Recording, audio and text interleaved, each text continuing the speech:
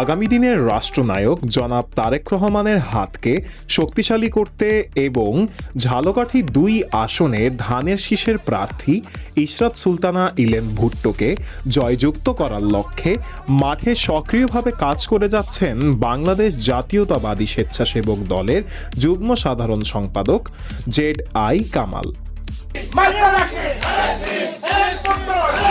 নির্বাচনী প্রচারণার অংশ হিসেবে ঝালকাঠি জেলার নলছিটি থানাধীন মোল্লারহাট ইউনিয়নের বৈশাখিয়া চৌমাথায় জেড.আই. কামালের নেতৃত্বে এক বিশাল গণমিছিল অনুষ্ঠিত হয়। মিছিলে স্থানীয় নেতাকর্মী ও সাধারণ মানুষের স্বতঃস্ফূর্ত অংশগ্রহণ ছিল চোখে পড়ার মতো। গণমিছিলে উপস্থিত ছিলেন মোহাম্মদ খোকন খন্দকার, খলিল সরদার, জি.কে. সোহাগ, বশির মাস্টার, শাহিন, শাহাদাত শিকদার সহ স্বেচ্ছাসেবক দল ও বিএনপির বিভিন্ন পর্যায়ের নেতাকর্মীরা। মিছিল চলাকালে ধানের শীষের পক্ষে স্লোগানে মুখরিত হয়ে ওঠে পুরো এলাকা।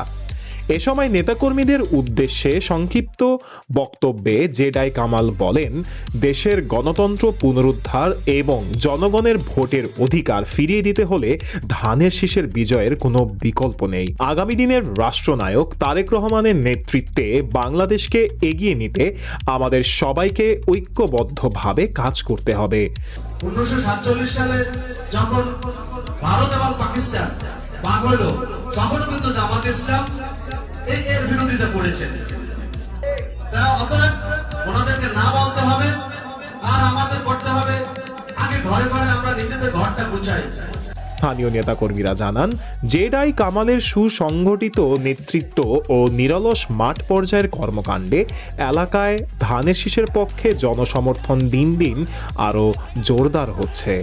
ঝালকাঠি ২ আসনে আসন্ন নির্বাচনে ধানের শীষের বিজয় নিশ্চিত করতে জেড.আই. কামালের নেতৃত্বে স্বেচ্ছাসেবক দল দিন রাত নিরলসভাবে মাঠে কাজ করে যাচ্ছে, যা নির্বাচনী রাজনীতিতে নতুন উদ্দীপনা সৃষ্টি করেছে।